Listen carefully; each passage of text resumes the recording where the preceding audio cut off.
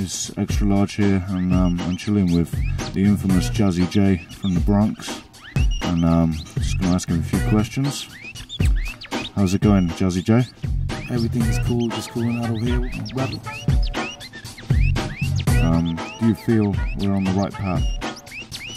Well, any path will be the right path that, brings a little more exposure to the hip-hop, because it's been commercialized, it's been, ran through the mills, kind of been prostituted. So now if it's going back to its rarest and, original essence, maybe it's a little savior for it. What is your inspiration for teaming up with BAM in the first place? Well, the inspiration for teaming up with Bambaataa was very easy. As a youngster, Bambaataa was one of my idols as far as DJing, spinning. So it wasn't very hard. We lived in the same area. I'd stand outside his window all day while he was playing music, while I played right there. So basically, when I got the opportunity to get down with Bam, it was something big for me, and I did it.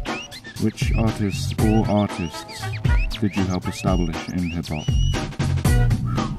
It's a long list. I know Diamond D is one of them. Diamond, the Masters of Ceremony, which that was Grand Pooba and Don Barron and these other cats, Busy B. I put on the map.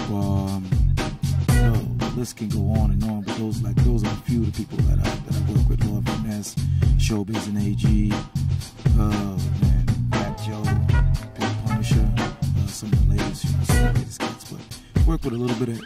I've touched a little bit of everybody from the New York scene, as far as hip hop.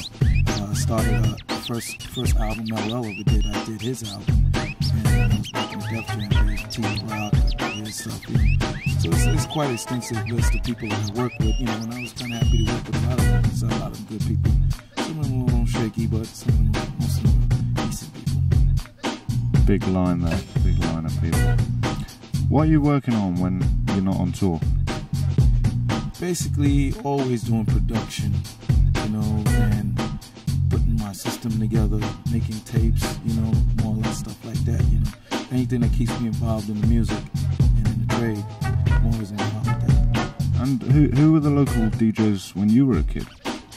Local DJs were like after Bambaataa, of course, Disco King Mario, Cool DJ D, Tex Hollywood, DJ Tyrone.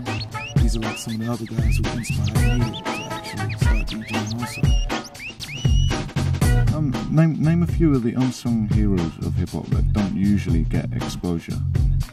Well, people like Breakout and Baron, people like Rock and Rob, Ronnie Green, who were formerly known as Captain Rock.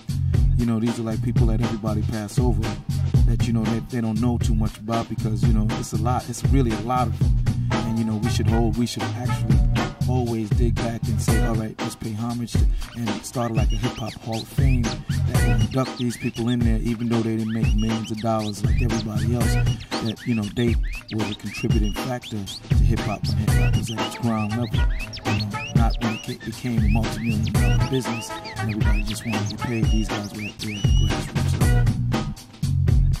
What do you think is the biggest positive thing you've been involved with today? Few, but I think one of the biggest positive things that I was involved with personally was the Free South Africa movement that we did. We did a song dedicated to Nelson Mandela, and we kind of got the support of a lot of rappers that came together for this cause, and we put the whole thing together, the Nadiama song, and we put that out, and that was a very positive thing.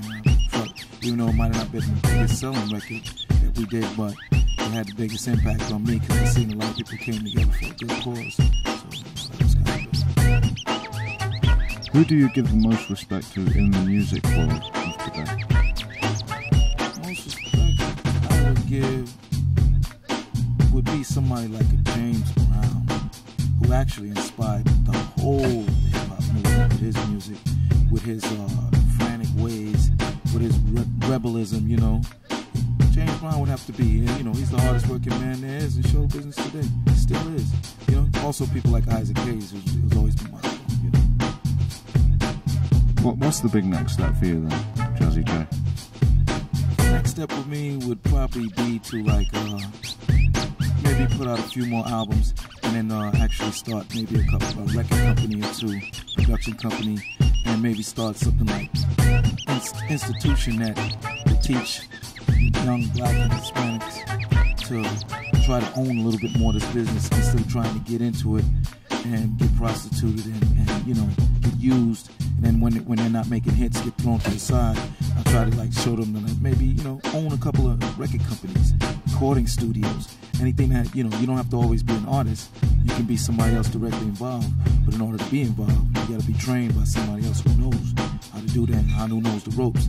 Being that I've been in just about every aspect of this, you know, that might qualify me to start up maybe a little school or something like that, where we can teach these kids how to do the things the right way and, you know, start a new generation of hip-hop entrepreneurs. Thank you very much for your time. Peace, Jazzy J. Peace.